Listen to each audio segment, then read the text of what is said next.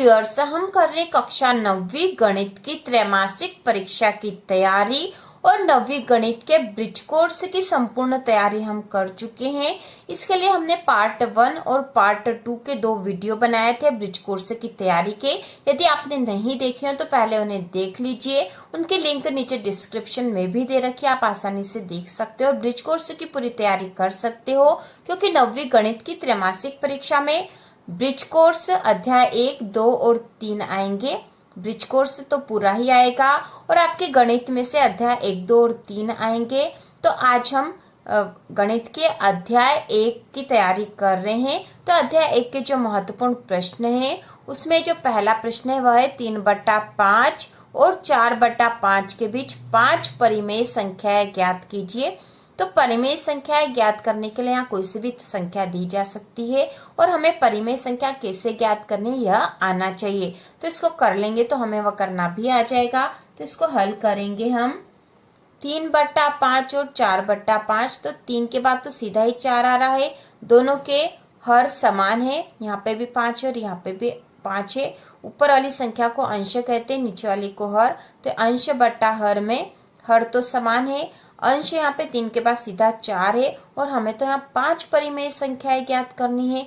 तो हमें कुछ ऐसा करना पड़ेगा कि इनके बीच का अंतर बढ़ जाए। तो इसके लिए हम 3 और 4 दोनों में ही समान संख्याओं का ही गुणा करेंगे। जैसे कि हम यहाँ 3/5 है, इसमें 6 या 7 का गुणा कर सकते हैं। तो हम 7 का गुणा ऊपर भी और 7 का गुणा नीचे भी कर देंगे। तो इससे इसमें कोई फर्क नहीं पड़ेगा क्योंकि 7 से 7 कट जाएगा और यहाँ कुछ नहीं बचेगा, 3/5 ही रह जाएगा। तो हम इसका गुणा कर देंगे तो ऊपर और नीचे समान संख्या का। तो यहाँ हो जाएगा 3 7 21 बटा 5 7 35। तो ये हो गया 21/35। इसी प्रकार 4/5 में भी 7 का गुणा करेंगे तो यहाँ हो जाएगा 4/5 गुणा 7/7। तो बराबर 7 चौक 28 बटा 5 7 35। तो ये हो गया 28/35।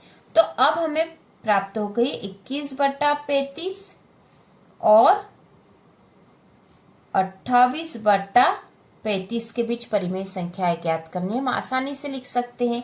तो 21/35 के बाद हो जाएगा, यहाँ पर हम लिख देते हैं 21/35 के बाद हो जाएगा 22/35, 23/35, 24/35, 25/35, 26/35। तो इस प्रकार से हमने यह 5 परिमेय संख्या लिख ली है। बहुत आसान है इसको करना। हम कोई सी भी संख्या हो उसके ऊपर और नीचे समान संख्या का गुणा करके और देख लेंगे क्या इनके बीच में अंतर इतना आ गया है कि हम 5 परिमेय संख्या लिख सकते हैं।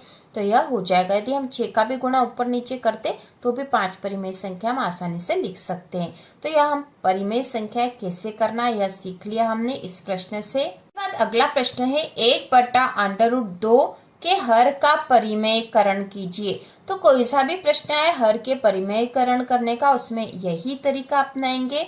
तो यहाँ पे 1/√2 के हर का परिमेयकरण करके देख लेते हैं। तो इसको हल करेंगे तो जो भी जिस भी संख्या के हर का परिमेयकरण करना हो, जैसे यहाँ पे √2 है हर, तो इसका परिमेयकरण करना है तो हम इसमें गुणा कर देंगे √2/√2 का। जो भी नीचे संख्या उसी संख्या का ऊपर और उसी संख्या का नीचे गुणा कर देंगे। तो इस प्रकार हर का परिमेयकरण हो जाएगा। तो यहाँ पे √2 का ऊपर और √2 का नीचे गुणा कर दिया। तो यदि गुणा कर दिया तो यहाँ पे हमें प्राप्त हुआ, ऊपर तो √2 में 1 का गुणा करा तो √2 आया और नीचे √2 में √2 का गुणा करा तो 2 आ गया। तो ये हर का परिमेयकरण हो गया है और यही इसका आंसर है। तो यहाँ पे आंसर हो जाएगा √2/2। बहुत ही आसान है। इसके बाद अगला प्रश्न है 5/√3 ऋण √5 के हर का परिमेयकरण कीजिए। तो परिमेयकरण करने वाले प्रश्न एग्जाम में आ सकते हैं। तो इसको कैसे हल करेंगे देख लेते हैं हम। तो इसको हल करेंगे हम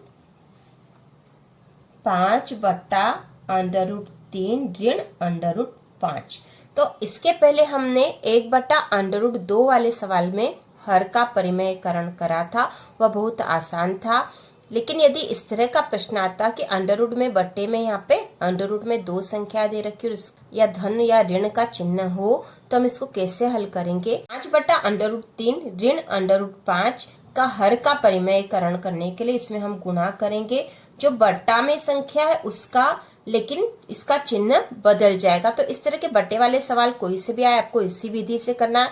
यदि यहाँ पर धन के चिन्ह वाली संख्या हो तो आपको ऋण के चिन्ह वाली संख्याओं का गुणा करना है, और यदि ऋण वाली है तो हम धन वाली का गुणा करेंगे। और यदि यहाँ केवल एक ही संख्या जैसे √3 या √5 है तो हम यहाँ पे उसी संख्या का गुणा कर देंगे, जिससे जैसे इसके पहले वाले सवाल में करा था। तो इसमें करेंगे हम √3 धन √5 बटा √3 धन √5 का गुणा, ऊपर अंश और हर दोनों में। तो इसका गुणा कर देंगे तो 5 का गुणा होगा √3 धन √5 दोनों में बटा, अब यहाँ देखो √3 ऋण √5 और यहाँ पे √3 धन √5 है, तो यहाँ पे एक बीजीय समीकरण बनता है। आपको पता होगा a धन b और a ऋण b।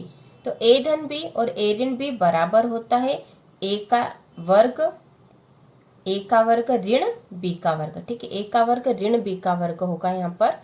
तो हम इसको फिर से लिख लेंगे, a का वर्ग ऋण b का वर्ग बराबर होता है a धन b a ऋण b। तो यहाँ पे a के स्थान पर √3 है, b के स्थान पर √5 है, एक बार धन में एक बार ऋण है। तो यहाँ पर यह वाला सूत्र लगा देंगे। तो यहाँ पे a के स्थान पर √3 है और b के स्थान पर √5। तो हम यहाँ लिखेंगे √3 का वर्ग ऋण √5 का वर्ग। तब इसको और हल कर लेंगे तो 5 का गुणा तो √3 धन √5 दोनों में होगा बटे √3 का जब वर्ग करेंगे तो किसी भी रूट वाली संख्या का गुणा उसी संख्या में होता, तो वह संख्या आती। जैसे यहाँ पर देख लेते हैं हम √3 गुणा √3 का वर्ग है, मतलब √3 में √3 का गुणा, तो इन दोनों का जब आपस में गुणा होगा तो 3 आ जाएंगे। तो यहाँ पे √3 में √3 का गुणा हुआ तो यहाँ हो गए 3, और यहाँ पे ऋण है √5 में √5 का गुणा करा तो यहाँ आ जाएंगे 5। अब हम यहाँ लिख देंगे 5 में तो गुणा है √3 धन √5 बटा, अब यहाँ पे है 3 ऋण 5 होगा। यहाँ पर ये ऋण का है, धन का, तो धन ऋण ऋण हो गया है यहाँ पर। तो 3 यहाँ पे 5 में से 3 घटेंगे क्योंकि 5 बड़ी है, 3 छोटा, तो 5 में से 3 घटाएंगे और चिन्ह ऋण का आएगा क्योंकि बड़ी संख्या ऋण की है। तो हम यहाँ लिखेंगे 5 √3 धन √5 बटा, 5 में से 3 कम हुए तो बचा 2 और इस पे चिन्ह आएगा ऋण का। तो अब हम इसको इस प्रकार से भी लिख सकते कि ऋण का चिन्ह यहाँ पे आगे आ जाएगा क्योंकि पूरी संख्या पे रहेगा। ऋण 5/2 √3 धन √5। तो ये हल हो गया। ये हर का परिमेयकरण हमने कर दिया है। बहुत ही आसान प्रश्न है, हमें बस ध्यान रखना है कि हर का परिमेयकरण करना है तो हर में कौन सी संख्या है। यदि यहाँ पर धन वाली संख्या तो हम यहाँ ऋण वाली लेंगे। यहाँ पर यदि केवल एक संख्या अंडर रूट में तो हम उसी संख्या का ऊपर और नीचे गुणा करके हर का परिमेयकरण कर देंगे। तो इस प्रकार से प्रश्न आ सकते हैं आपके एग्जाम में। बाद अगला प्रश्न है, सरल कीजिए 2 की घात 2/3 और 2 की घात 1/3।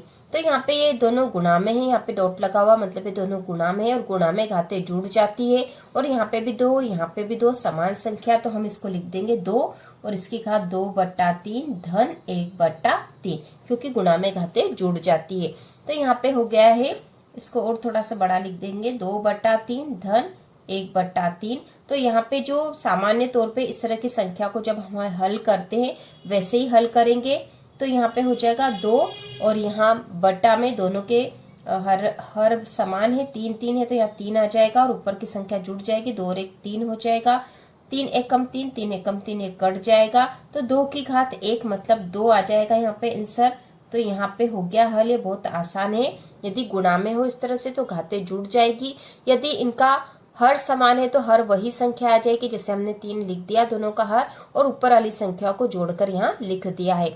और ये 3 से 3 कट गए और 2 की घात 1 मतलब 2 ही होता है, तो इसका आंसर आ जाएगा 2। इस प्रकार हमने कक्षा 9वीं त्रैमासिक एग्जाम में अध्याय 1 के संपूर्ण तैयारी कर ली है। ब्रिज कोर्स की भी तैयारी हमने पार्ट 1, 2 और 3 में कर ली है। इसके अगले वीडियो में हम अध्याय 2 की तैयारी करेंगे। तो इसी प्रकार के और वीडियो देखने के लिए, त्रैमासिक एग्जाम की तैयारी के लिए exam study in preparation channel को सब्सक्राइब कीजिए।